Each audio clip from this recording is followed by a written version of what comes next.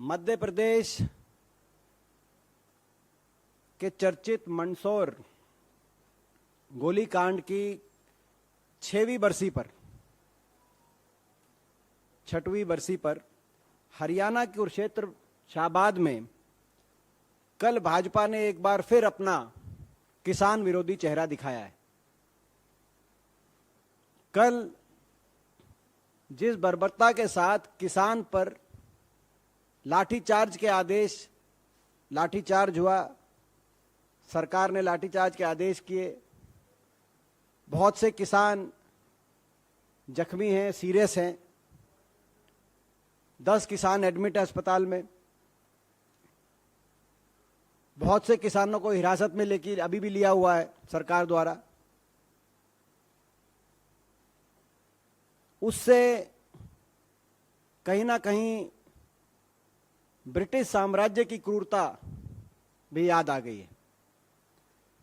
ये स्पष्ट हो चुका है कि ये सरकार ना किसान की है, ना जवान की है, ना पहलवान की है।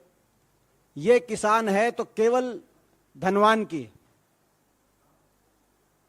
नारा था इस देश का नारा, जो इस देश के गांव-गांव, देश के खेत गली गलियारे में गूंज जिसकी उठती थी, लाल बहादुर शास्त्री जी द्वारा दिया गया नारा, जय जवान जय किसान।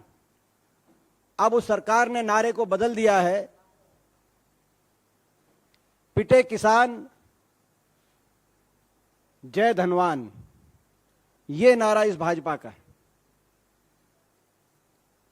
मैं आपको बताना चाहता हूं, कल की जो लाठीचार्ज हुई वो किस मुद्दे को लेके हुआ। एक बड़ा सीधा मुद्दा है, सरल सा मुद्दा है, एमएसपी। किसान सूरजमुखी की अपनी उपज फसल पे एमएसपी की मांग कर रहे थे कि एमएसपी पे खरीदो। आपको ये पता है कि जो एमएसपी है मैक्सिमम रिटेल प्राइस नहीं है, ये मिनिमम सपोर्ट प्राइस है। जो न्यूनतम समर्थन मूल्य किसान के जीवन को समर्थन देने के लिए न्यूनतम, और इसका निर्धारण किसान नहीं करता, इसका निर्धारण सरकार करती है। और सरकार निर्धारण करते समय केवल यह देखती है कि जो खर्चा आए फसल को तैयार करने में, कम से कम वो खर्चा पूरा हो जाए।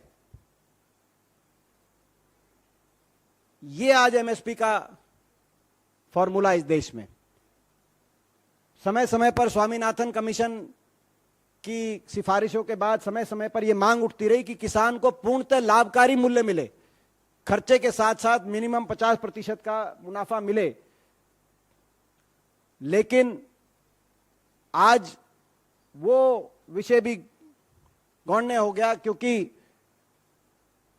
ये सरकार इतनी किसान विरोधी निकली कि आपको याद होगा कि 3 ऐसे कृषि कानून लेके आई कि एमएसपी का, न्यूनतम समर्थन मूल्य का कंसेप्ट ही उसमें धूमिल हो रहा था। तब एक किसान आंदोलन उठा देश में। 1 साल तक किसान आंदोलन चला। 750 किसानों ने अपनी जान कुर्बान कर दी उस आंदोलन में। जो धरने दिल्ली के आसपास हर बॉर्डर पे जो धरने आपने देखे, वहां से 750 शव उन धरनों से वापस अपने गांव में पहुंचे। 750 घरों के चूल्हे बंद हो गए, चिराग बुझ गए। इतनी कुर्बानियों के बाद जो देश के इतिहास में, आजाद भारत के इतिहास में पहला ऐसा आंदोलन जो इतना व्यापक हो, इतना लंबा चला हो, जिसमें इतनी ज्यादा जानों की कुर्बानी देनी पड़ी हो, प्रजातांत्रिक सरकार से अपनी जायज मांग के अधिकारों की लड़ाई लड़ते हुए। उसके बाद प्रधानमंत्री जी स्वयं आए देश के सामने और कहा कि आंदोलन वापस लो किसानों से। और इन आंदोलन की वापसी में जो सरकार ने आश्वासन दिया, वो 2 आश्वासन दिए। एक, 3 कानूनों को वापस लिया जाएगा, और दूसरा एमएसपी, न्यूनतम समर्थन मूल्य को कानूनी गारंटी देने के लिए कमेटी बनेगी। आज उस बात को भी 1.5 साल से ज्यादा हो गए। वो कमेटी, सरकार ने एक ऐसी कमेटी बनाई जिसके टर्म्स ऑफ रेफरेंस में न्यूनतम समर्थन मूल्य की लीगल गारंटी का कोई जिक्र नहीं था। उस कमेटी में जो सरकार के खास आदमी हैं, केवल उनको जगह मिली। ऐसे लोगों को जगह मिली जो या तो ब्यूरोक्रेट थे या खेती से जिनका लेना देना नहीं था। ऐसे लोग उस कमेटी में बिठाए गए जिनको गन्ने और सरकंडे में फर्क नहीं समझ में आए। और किसान यूनियंस ने उस कमेटी का शुरू से ही कहा कि कमेटी हमारे लिए मान्य नहीं होगी। 1.5 साल से उस कमेटी का क्या हुआ, उसकी बैठक हुई, न्यूनतम समर्थन मूल्य का क्या हुआ, कुछ अता पता नहीं। नमस्कार, मैं हूं मानक गुप्ता। अगर आपको हमारा ये वीडियो पसंद आया हो तो इसे लाइक और शेयर जरूर करें, और हां, हमें सब्सक्राइब और फॉलो करना ना भूलें ताकि आप देश और दुनिया की कोई खबर मिस ना करें। तो जुड़े रहिए हमारे साथ और देखते रहिए न्यूज़ 24।